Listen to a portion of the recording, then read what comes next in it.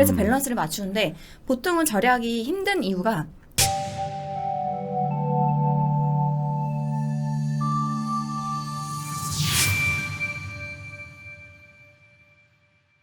구채희 작가님은 뭐 이제 엔잡러이시기도 하지만 또 짠테크해서 또 저축도 잘하시잖아요. 그래서 또 재테크까지도 성공하셨는데 하나 특이한 게 있어요.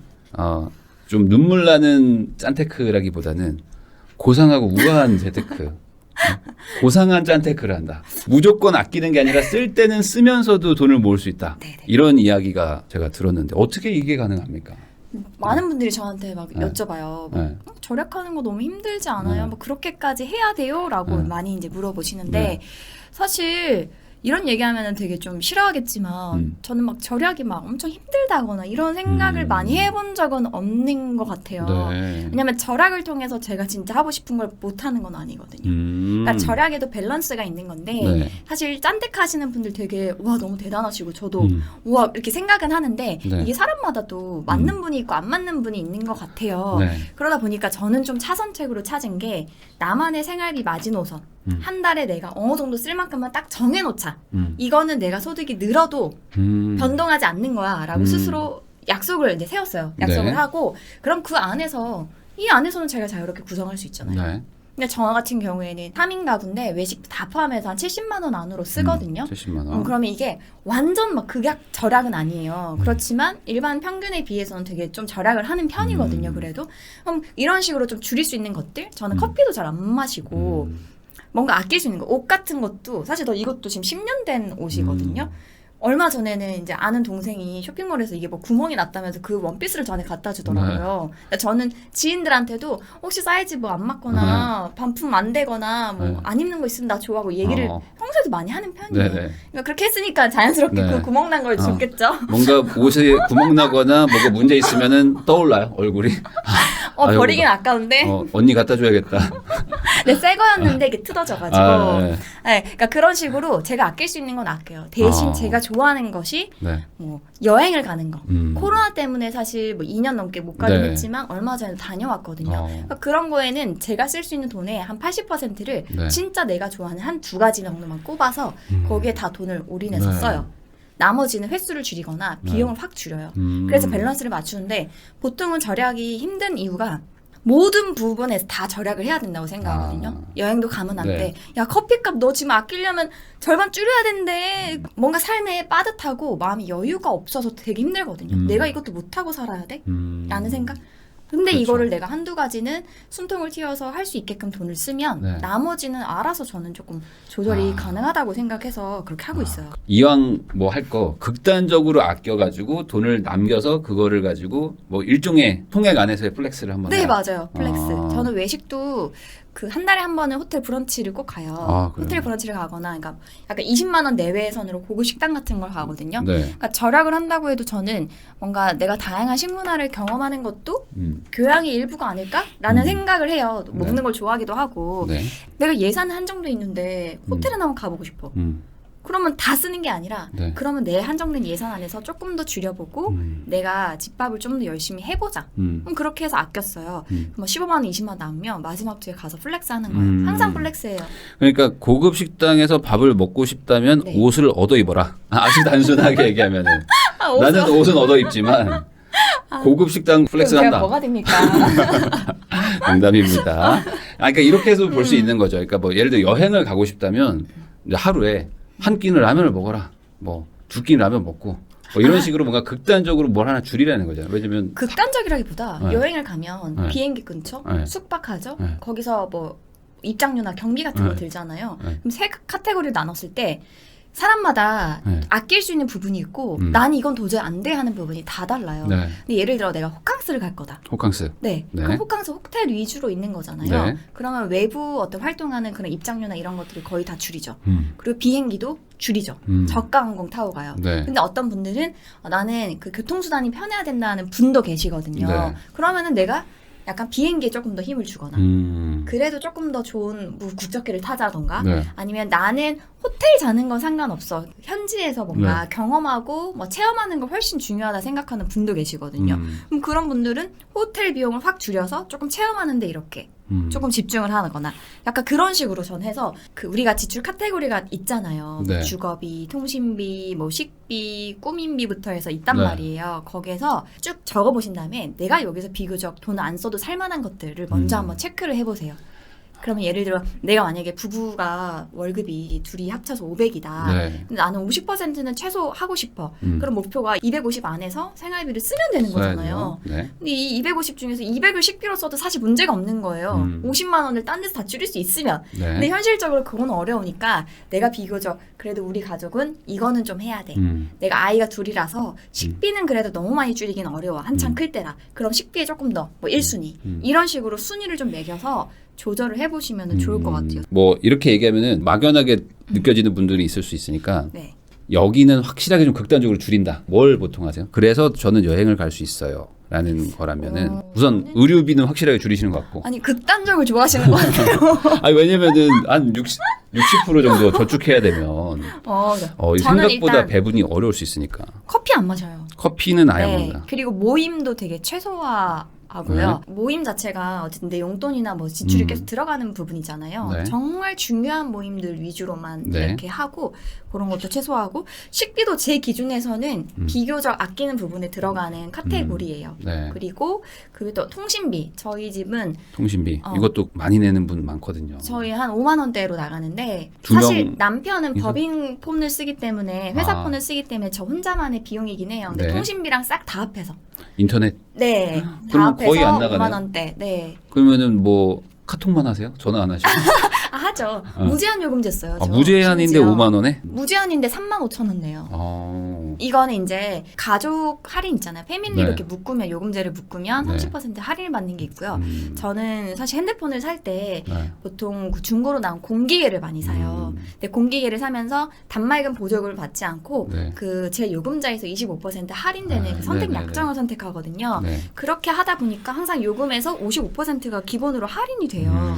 그래서 저는 뭐 7만 원대 그 무제한 요금제를 쓰더라도 네. 3만 5천 원 정도가 나오더라고요. 아. 네, 그렇게 쓰고 인터넷도 저는 집에서 TV를 안 봐요. 음. 케이블 연결 안 했습니다. 아 그래요? 네, 넷플릭스도 보고 뭐 유튜브 볼 게 너무 많잖아요.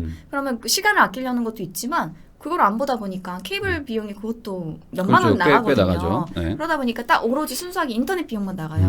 그것도 한 3년 쓰다 보니까 최소 비용으로 15,000원, 16,000원 정도 나가거든요. 줄일 수 있는 게 저 같은 경우는 뭐 이 정도 수준이지만 네. 여기 보시는 분들은 아마 조금씩 다를 거예요. 그러니까 밸런스를 맞추는 게 중요할 것 같아요, 저는. 그렇죠. 사실 아까 말씀하신 게 정답이죠. 뭐 딱 50% 저축하겠다. 그럼 나머지를 어디다 쓸지를 정해야 되는데 대부분 분들은 그냥 우선 쓸 거 쓰고 남은 거 저축하니까. 아, 맞아요. 네, 그러다 보니까 항상 더 오버하고 근데 또 여행은 또 가고 싶고 하니까 1년 지나니까 저축을 한 10% 20%밖에 못 하는 경우가 많잖아요. 여행 경비도 사실 저는 이 여행을 가기 위해서 네. 아까 그 일부에서 제가 여러 부업을 하고 있다고 했잖아요. 거기 한 달에 몇만 원씩 나오는 네. 그런 부업에 여행 통장이라고 꼬리표를 붙여놨어요. 그래서 짜잘한 그 몇만 원을 모으고 하다 보니까 3년이 되니까 한 350만 원 정도가 되더라고요. 여행 그래서- 개를 드셨구나. 네, 예. 약간 네. 일종의 저 혼자 네네네네. 셀프 계를 든 거죠. 그래서 그걸로 갔다 왔거든요. 근데 많은 분들이 숨만 쉬어도 돈이 나가요라고 하시지만 네. 여러분 저처럼 여행 안 좋아하셔도 1년에 한 번 이상 여행 다니지 않으세요? 여름휴가 가시잖아요. 가죠. 겨울휴가든 네, 뭐든 네. 아이 본방만 맞춰서 뭐 가고 다 하시거든요. 그러니까 거의 지출이 상한 평준화가 지금 되어 있어요. 네네네. 근데 이거에 대한 생각은 보통 못 하시고 그냥 왜 이렇게 나는 돈이 남지 않냐라고 하시는데 상향 평준화를 하고 싶다면 나머지를 조금 하향 평준화로 좀 낮춰가지고 맞춰보자는 거죠. 아니 그러면 아까 식비 얘기가 나왔는데 그 집밥을 하셔서 식비를 아낀다 이렇게 봐도 되는 걸까요? 그러면? 아, 그죠. 저는 그렇게 하고 있어요. 그러면 식비를- 집밥이 확실히 아껴져요? 아껴져요. 저는 이제 집밥의 기준 자체가 낮아요. 집밥이라고 하면 다들 시작을 못 하시는 이유가 네. 그거 재료 장 봐가지고 재료 씻고 손질하고 매번 할 때마다 뭐 꺼내가지고 양념장 만들고 버리는 게 더 많다. 네. 그리고 1인 가구이신 분들은 되게 고민이 많이 되긴 하거든요. 네. 저에게 집밥의 기준은 뭐냐면 밀키트도 집에서 해먹으면 집밥, 냉동 야채 같은 거 있잖아요. 네. 그런 것도 사서 그냥 넣어놔요. 찌개 끓일 때 소스류 같은 거. 요새는 찌개 장 종류가 다 나와요. 패키지로 이렇게. 네. 그러면은 물 끓여가지고 육수 내는 것도 다 요새는 있잖아요. 뭐 코인 같이 생긴 거 있어요. 그거 네. 딱 넣고. 그렇게 해도 전 집밥이거든요. 네. 근데 많은 분들이 이렇게 생각을 안 하시니까 되게 허들이 높고 냉장 네. 보관만 하니까 버리는 게 많은 거거든요. 아. 그리고 저는 이제 밥을 먹을 때도 주말에 찌개를 끓이잖아요. 네. 그러면 아이가 어리기 때문에 매운 건 못 먹어요. 그러면은 딱 2인분에 맞춰서 끓이진 않거든요. 뭐 3인분, 4인분 정도 양을 끓인단 말이에요. 그럼 그거를 한 번 먹고 또 먹으면 조금 지겨우니까 요거를 소분해서 냉동을 해놔요. 냉동해 놓고. 아니면 뭐 하루 이틀 내로 먹을 거면 그냥 김치냉장고에 넣어놔요. 네. 그걸 가지고 한 번 더 재활용을 하는 그런 식으로만 해도 저는 많이 아껴지더라고요. 그러니까 이게 사람들이 집밥을 약간 집에서 요리를 해 먹는다라는 식으로 좀 이렇게 네. 제대로 해서 먹겠다라는 것처럼 받아들이는데 그런 게 아니라 그냥 할 수 있는 선에서 최대한 편하게 여러 개 네. 먹을 수 있게 한다 이거네요. 맞아요. 여러 아. 밀키트를 사도 제가 뭐 배달 음식 시키는 것보다는 네. 절대적으로 저렴해요. 그렇죠. 사실 배달 음식이 가장 문제인 것 같아요. 제가 봐도 배달 음식 먹다가 거기에 만약에 맥주 먹기 시작하면은 한 번 또 시켜. 그러니까 저는 밤 10시 이후에 2끼 먹은 적도 있어요. 어머. 맞잖아요. 먹다 보면 모자란데 하나 더 시키고 뭐 이럴 때 있잖아요. 아, 이 배달 네, 음식이 맞아요. 가장 문제인데 아예 집에서 해 먹으면 모자란다 하면은 또 있는 것도 꺼내서 먹고 네, 맞아요. 뭐 이럴 수도 있고 뭐 소위 말하는 뭐 냉장고 털어먹기 뭐 그런 거를 그 맥주 얘기하시는 좋아하시는 건가요? 맞아요. 네. 맥주 좋아하시는 분들은 네. 제가 추천하는 게 쿠팡 같은 데 들어가면 그 장 보실 때 네. 통족이라고 있어요.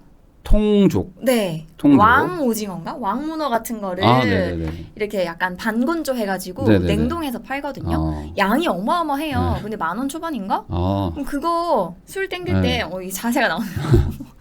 술 땡길 때 그거 하나 꺼내가지고 버터에 한번 뭐 이만한 볶거나 오징어 다리 네, 이런 거요? 그거 문어 좀 다리 잘라서 같은 거? 나오거든요. 네, 그 맛있잖아요. 맛있죠. 사실 술안주니까 내가 배달 음식 시켜 먹지 않아도 그런 것들 돼 있는 걸 사가지고 그때 전자레인지 돌려서만 먹어도 네. 마늘 찍어 먹으면 맛있거든요. 아. 그러니까 그렇게 활용하자는 건지 아예 여러분 무조건 집밥 해야 되고 집에서 뭐 이걸 다 해야 되고 A부터 Z까지 이렇게 하자 이 주의는 아니에요. 저는 제 기준에는. 네. 그러니까 이 절약도 배워야 돼요. 보니까 잘 모르면 저는 네. 그냥 라면 먹어야지 막 이런 생각으로 가는데 이렇게 하면 이제 눈물 젖은 짠테크가 되는 거고 아낄 수 있는 부분이 분명히 아끼고 또 쓸 땐 쓰고 이왕 아끼는 부분도 가능하면 조금 아까 말한 어떤 뭐 효율적으로 아낄 수 네, 있는 네, 네. 이런 쪽으로 하면 훨씬 더 고상한 짠테크가 된다. 이 이야기인 것 같습니다. 괌 여행도 그러면 아까 말한 그 여행계 나만의 여행계를 통해서 가신 네. 거예요? 근데 3인이 가려다 보니까 요새 좀 비용이 더 비싸잖아요. 비싸죠. 그래서 비행기랑 호텔, 호캉스 위주로 가자 해가지고 했는데 예산이 만만치가 않은 거예요. 네. 근데 저는 어쨌든 그 350만 원 모은 거 안에서 다 해결하고 싶었기 때문에 아 이게 3년을 모아서 네. 350이 된 거죠? 네. 그거 말고는 쇼핑도 일절 안 했고 또 뭐 선물 같은 것도 하나도 안 하고 뭐 거의 그냥 여행에만 딱 집중했던 것 같아요. 보통 우리가 여행 경비가 많이 드는 이유가 네. 가면 기념품 사야 되고 사야 되고 선물 사야 되고 먹을 거 네. 사와야 되고 연세금 이래서 들리고 그런데 해야 되니까 그러니까 저는 항상 내가 제거할 수 있는 것들은 제거하고 본질에 좀 더 집중하자. 여행 좋아하면 여행만 하세요. 쇼핑 좋아하면 쇼핑만 하는 거고 여행은 안 가야지. 약간 네, 이런 주의예요. 네. 그렇게 해서 아. 다녀왔습니다. 350 괌이면은 그래도 나름 저렴하게 갔다 온 게 아닌가. 네, 비행기만 해도 아이까지 비싸서, 합쳐서 가는 건데 대신 여행 말고는 돈을 안 썼다. 네. 그것도 뭐 나름의 괜찮은 방법이죠. 지금도 저축률이 높으세요? 사실 네. 신혼 때는 저축률이 월급이 지금보다는 이제 훨씬 작았고 둘 다 직장인이고 저희 남편도 공무원이거든요. 네. 그러니까 뭐 완전 대기업처럼 이렇게 막 높진 않았어요. 네. 그래서 그때 당시에는 60%를 목표로 세웠었고 네. 많으면 뭐 어떤 다른 70%, 70% 정도를 했다면 지금은 제가 아까 그 생활비 수준을 계속 유지한다고 했잖아요. 예를 들면 300을 써요, 한 달. 가족이. 근데 제가 1,000만 원을 벌어도 300을 써요. 네. 그럼 무조건 잉여 현금이 발생할 수밖에 없는 그렇죠. 구조잖아요. 그럼 그 잉여 현금으로 투자를 또 일부 돌리고 그러다 보니까 지금은 사실 생활비 수준은 많이 늘지 않았는데 네. 아이가 태어났음에도 소득은 그에 비해서 훨씬 많이 늘었기 엔잡 때문에 러식이니까. 네. 그래서 지금은 거의 80% 이상씩은 하죠. 아 그렇군요. 진짜 갑자기 뭐 세금이 확 나간다거나 이러지 않는 네. 한은 80%는 유지하고 있습니다. 아니 그러면은 아까 그 가계부 양식도 만드셔가지고 이렇게 네. 판매도 하고 하신다고 했으니까 네. 그러면 가계부에 진심이실 것 같은데 여전히 가계부도 쓰고 계실 거고 저는 매달 네. 인증을 하죠. 매달 또 블로그에 쓰고. 인스타에. 네. 그러면은 이 가계부를 쓰는 거가 우선 도움이 되는지랑 그리고 가계부를 좀 쓰는 거 힘들어하는 분들 많은데 어떻게 하면 좀 그래도 좀 쉽게 하는지 이런 얘기도 좀 해주시면 좋을 것 같아요. 가계부를 쓰면서 도움이 되는 이유는 일단 내가 쓴 소비를 마주하는 용기가 생기는 것 같아요. 사실 이게 두려워서 시작을 못 하시는 분들도 많거든요. 내가 내 죄를 미리 알고 있어 이미. 뭔가 판도라의 상자처럼. 네. 그런데 일단은 가계부라고 하면 이번 달 뭐 썼지만 적는다고 생각하시는 분들이 많은데 사실 가계부의 핵심은 가계의 그 돈의 흐름을 파악하는 데 있어요. 네. 근데 어떤 분들은 자기 자산이 순자산이 얼마인지를 모르는 부분이 태반이에요. 네. 그냥 내가 아파트 한 채 있거든요. 그럼 아파트 가격이 20억 원이어도 다 전부 내 돈이 아니잖아요. 그렇죠. 일부는 대출도 있을 것이고 또 네. 뭐 상승분도 있을 것이고 그리고 뭐 내가 어떤 계좌에 막 돈들이 다 흩어져 있단 말이에요. 그거를 가계부를 쓰면 이제 재산 장부를 처음에 정리를 하거든요. 그러면은 모든 게 이렇게 다 안개가 거친 듯한 느낌이 들어요. 저는 이게 좀 중요하다고 생각해요. 왜냐면 뭔가를 내가 목표를 세우려면 내 현재를 알아야 될 거 아니에요. 네네. 현재 자산이 1,000만 원인 사람과 10억인 사람과 목표도 다를 거고 가야 되는 방법도 다를 거란 말이에요. 근데 내 수준이 지금 어딘지를 몰라요. 내비게이션을 찍고 가야 되는데 부산을 가야 되는데 내가 지금 서울인지 대전인지를 네. 모르면 알 수가 없잖아요. 그러다 보니까 가장 먼저 가계부를 쓸 때 뭔가 기록에 그런 것보다는 내가 지금 현재 수준이 어떻게 돼 있는지를 먼저 정리를 할 수 있게 도와줘요. 네. 가계부가. 그러면 내가 아무리 지금 안 좋은 상황이어도 딱 뭔가 정리가 돼요. 머리에서. 네. 아, 내가 이렇게 내가 열심히 했는데 자산이 이렇게밖에 안 모였구나. 혹은 모든 자산이 다 부동산에 쏠려 있구나. 내가 너무 당장 한 1, 2년 뒤에 써야 될 돈인데 너무 주식에 다 묶여 있구나. 그러니까 뭔가 이렇게 판단을 하게 되거든요. 그러면서 새로운 목표를 세울 수 있게 되고 네. 그걸 맞춰서 그 목표를 세웠으면은 내가 한 달에 얼마 정도는 어떻게 해서든지 지금 저축, 투자로 빼야 돼라는 게 뭔가 나온단 말이에요. 거기서부터 시작인 것 같아요. 네. 가계부 쓰면 부자 된다? 뭐 그런 거 저는 없다고 생각해요. 네. 그냥 이거는 우리가 잘 살기 위해서 행복을 위해서 뭔가 돈이라는 걸 우리가 자유자재로 활용을 하고 싶잖아요. 그걸 도와주는 수단일 뿐이에요. 사실은 이제 네. 자가 진단을 한번 해보는 거죠. 내 상태가 어떤지. 그러면 나 생각보다 지금 심각하네. 뭐 이럴 수도 있는 네. 건데 이걸 안 해보면 모르잖아요. 왜 그러냐면 자기 빚이 얼마 있는지도 모르는 사람도 많아요. 그러니까 돈이 너무 많아서가 아니고 뭐 학자금도 있고 뭐 어디 있고 막 한데 계산해본 적이 없는 사람들. 맞아. 그러다 보니까 이자는 막 나가는데 나 왜 이렇게 돈 없지? 막 하는 분들도 있거든요. 어떤 분들은 대출 네. 이자가 한 달에 150씩 나간대요. 네. 대출 이자만 150이 나가요? 너무 많이 대출을 받으셨는데 했더니 알고 보니까 원금과 대출 이자가 포함된 거 개념을 네. 이걸 그냥 다 대출 네, 이자로 나간다고 이자인 줄 생각을 알고. 하시더라고요. 그러니까 네. 이렇게 다 몰라요. 그러면 이제 가계부를 쓸 때 가장 힘들 게 이거 같아요. 막 매일매일 뭘 써야 되니까 막 이런 거 너무 힘들 것 같은데 매일매일 써야 됩니까? 이게? 저는 매일매일 안 써요. 한 일주일에 2번 정도 일주일에 써요. 2번? 네. 월화수목해서 목요일에 한 번 정도. 까먹을 수도 있잖아요. 근데 요새는 핸드폰에 다 오잖아요. 핸드폰에 다 오기 때문에 그러니까 이게 매일매일 써야 된다는 부담감 자체를 조금 줄이시면 그게 있을 것 같아요. 좋을 네. 것 같아요. 저는 실제로 그 신혼 때도 주 2회 정도만 썼어요. 주 2회. 아이가 없을 때는 특히 1인 가구이신 분들도 있잖아요. 네. 아이가 없으면 어차피 평일에는 직장 생활을 하기 때문에 집에 들어오면은 그냥 밥 먹고 그냥 자기 바빠가지고 뭔가를 돈을 많이 쓸 그게 없었어요. 근데 이제 금토일부터 해서 남편이랑 같이 있는 시간들이 있고 외식을 하기도 하니까 그때 또 소비가 집중되잖아요. 네. 그래서 평일에 한 번, 주말에 일요일에는 무조건 한 번 해서 일요일에 한 번. 그 가계부를 쓸 때 이번 주 예산이 어느 정도 남았는지 예를 들어 식비가 60만 원이면 한 주로 쪼개면 15만 원이잖아요. 그래서 이번 일요일에는 무조건 썼어요. 이번 주에 한 주에 15만 원인데 10만 원밖에 안 썼네? 조금 여유 있다. 다음 주에는 조금 더 여유 있게 내가 뭔가를 해봐도 되겠어 라는 그 정도의 체크 수준으로 본인의 월급일이 있을 거예요. 네. 그리고 카드 결제일이랑 네. 가계부를 쓰는 그 주기가 있잖아요. 네. 작성 기간 그거를 맞추셔야 돼요. 예를 들면 나는 월급이 뭐 20일 날 나와요. 네. 근데 가계부는 1일에서 30일까지로 써요. 카드는 매달 15일 날에 결제가 돼요. 이러면은 완전 계산 안 뒤죽박죽이에요. 되죠. 네, 계산 안 되죠. 뒤죽박죽이에요. 근데 처음에는 저는 가계부를 1일부터 말일 기준으로 쓰거든요. 그러니까 1일부터 말일. 그러면 월급도 그럼 저는 20일 날 들어오는데 네. 그럼 20일부터 다음 달 19일까지 해야 되냐라고 하시는데 물론 그것도 뭐 본인이 편하면 쓰면 되지만 저는 그 20일 날 들어온 돈을 한 말일까지 갖고 있어요. 파킹 통장에. 그 돈을 그러니까 예를 들어 지금 7월에 들어왔다면 네. 그 7월에 들어온 돈을 한 일주일에서 10일 정도 갖고 있다가 8월 1일부터 그 돈을 써요. 그럼 나는 빚을 질 일이 없는 거예요. 네. 옛날 시대 부모님들이 아빠가 현금으로 돈 월급 들고 오셨잖아요. 네. 근데 지금은 보통 다 돈 관리가 안 되시는 분들은 카드로 다 써요. 네. 생활비를.